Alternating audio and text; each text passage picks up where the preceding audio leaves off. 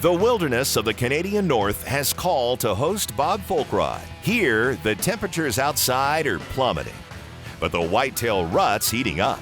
Hunting Manitoba with Craig Steppler. I met Craig at a sports show, and we got to talking about hunting deer, and we talked about horses and taking the horses back into the Duck Mountains, and I go, oh man, that sounds exciting, you know. When it comes to record whitetail, Manitoba is a sleeper territory, with as many as 1 out of 1,000 bucks making the book. And with guide Craig Steppler of Shell Valley Outfitters, Foulkrod's heading on horseback into the parklands of Duck Mountain. The Duck Mountain Park is a huge park. You know, it's a huge herd of deer, and you know, we got a lot of resident pressure around here, so that's kind of why we take the horses way up in the park, away from everybody else, and we get to manage our own deer kind of up there, so it works out pretty good. Let the adventure begin. Woke up in the morning and they had a fresh snow on the ground, and everybody was excited. Guns unloaded. Lots of time to load it once we get on stand. There's not too many outfitters left up here that venture that far up into the Duck Mountains, and you have better opportunity hunting with the horses, and it's a great adventure. A loading stump? Huh? A loading stump? I might need a loading stump. That follows the white horse. It just follows the white horse? Yeah. That's good. I like merry-go-round horses. Yeah.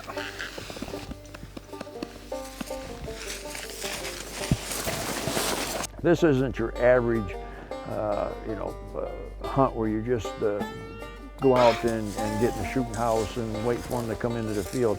These are virgin deer. These deer haven't seen people before. I mean, this is an adventure deer hunt. This is what reminds me what probably my grandfather and his grandfather did. You know, I mean, this is an adventure hunt. This is exciting. This is something every deer hunter should do. According to Bergman's rule, named for a 19th century biologist, to preserve body heat, species grow bigger in northern climes than in southern. And with temperatures reaching 30 below, Bob, Craig, and their horses will need to conserve heat as well as they march deep into the backcountry.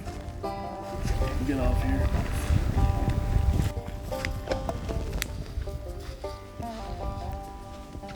You're taking the horses back into, you know, basically wilderness, you know, places that the deer haven't seen people before.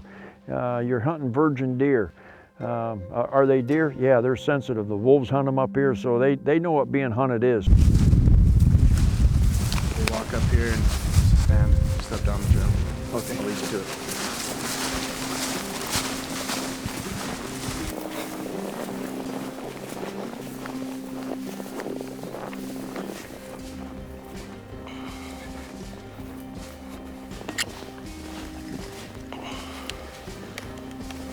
I'm talking to Greg, and he did set up some trail cam pictures, and he says they got a nice big buck in there, big frame. We said we got some smaller deer. We got a nice 8-point in there that they had seen. On his way out to the hunting area, Bob spots a buck moving through the trees. Is it a shooter? And can this game of cat and mouse end up with a buck on the ground?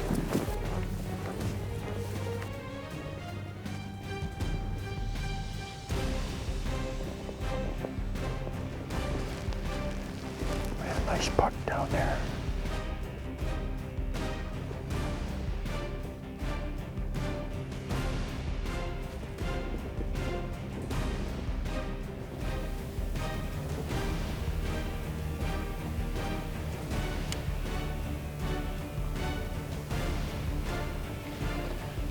We just got a glimpse of a buck that came out. Circle, he's looking. You gotta go down through here and come right back across here.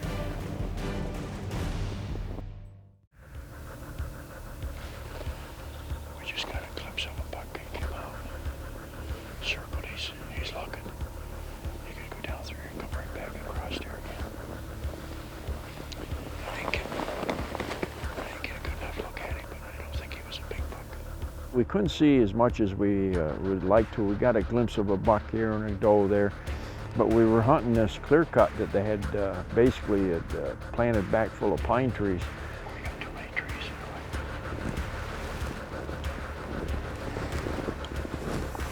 I can't tell whether that's him or not there. Host Bob Foulkrod decides that the way to hunt these bucks on the run ahead of the rut is to build a ground blind out of branches and saplings and let them show themselves.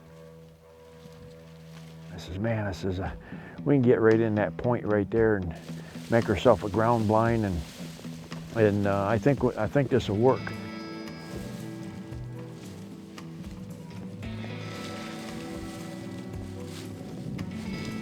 In this particular season, it's just ending the pre-rut and the rut's just started. When the rut's going on, the pre-rut's going on, it's an all-day hunt.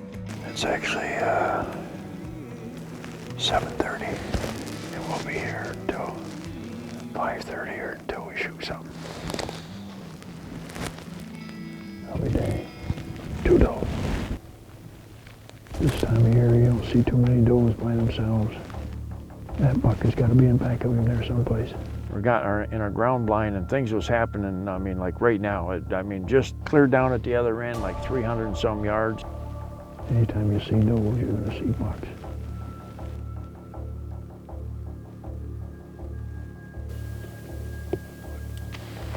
That's encouraging.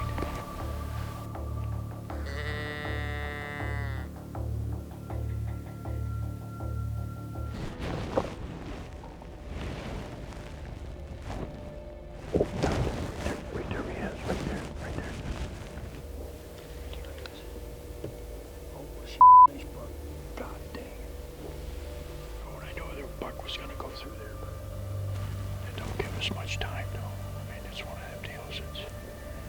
There he is. If he's big enough, I should be able to make him stop. But you gotta make a quick decision. I don't like doing that. I like to look at him a little bit. It's not gonna be the case today. There he is. Either shoot him or don't shoot. This is gonna be one of them things where you're not going to get a standing shot. You have to make up your mind, and you got to judge the deer and make up your mind, like right now, whether you're going to shoot this deer or not.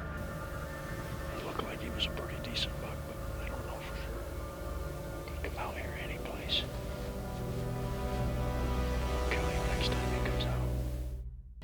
Far back in the Manitoba wilderness, host Bob Foulkrod's hunting the way they used to.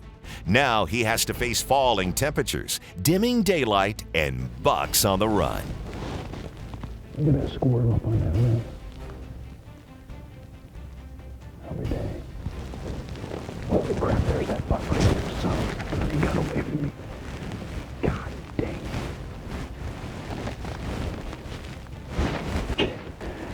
God, this is exciting. They're chasing does all over the place. I'm standing there watching the squirrel, and there's a buck across the field. We sat there, and all of a sudden the doe went across. Right behind it was a buck chasing it. I was looking at some stupid red squirrel, you know. Happened to get up and just caught that buck going across. I said, gosh dang, that was a nice buck, you know. You try to be up all the time, but you have to stand there and look at it. You know, a squirrel that's up in the tree. God dang.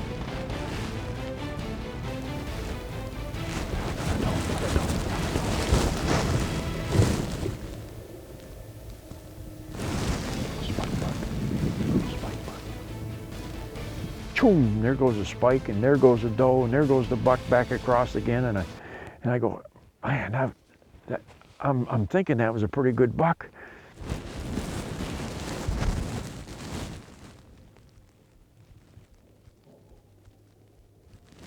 There he comes, there he comes. Buck came, and I caught him right on the edge there, and he started coming across, and actually had quite a lot of time. It wasn't that far of a shot, you know, like, 75, 80 yards.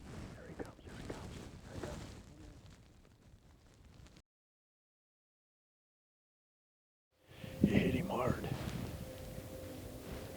I didn't see him go down. I didn't see him go down. I heard it hit hard. I mean, yuck. That Winchester super short mag in that Model 70 with that super grade, I mean, God bless it. And then that ammo, I was using a PowerPoint, and it hit, it sounded like whack. You know, he ain't going far. God sakes, that was exciting.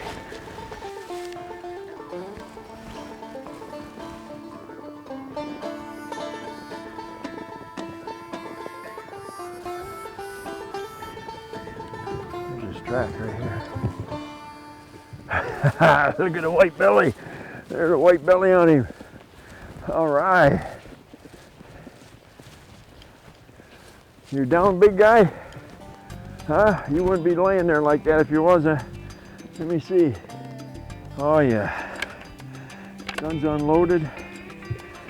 Performed again there. Old Winchester Model 70. Look at that buck right there. Look at the size of him. There, 15 yards, and there he was, all toppled up, and you know, and I mean, nice buck, nice big body deer. I mean, you come to Manitoba, and they just huge body, like 300-pound deer. Hope Alan's having success. You wouldn't take this, would you, Alan? You bet your gurry you would have. After 30 below zero yesterday, you would have shot that spike coming up through there. Cold, horseback, bucks chasing does, cutting across back and forth, having to make quick decisions. That comes from the Pennsylvania days when we used to put on drives and you could see a deer boy and you had to make a quick decision to shoot him. And that's what we did there, made a quick decision. The Pennsylvania boy comes out of me when they get the rutting and running and chasing like that, and the excitement gets out of me. I guess you could tell, do I still get excited? Absolutely. Always go for the adventure, trying to do something different, and bringing the horses up here and hunting with Craig in the Duck Mountains. That's an adventure.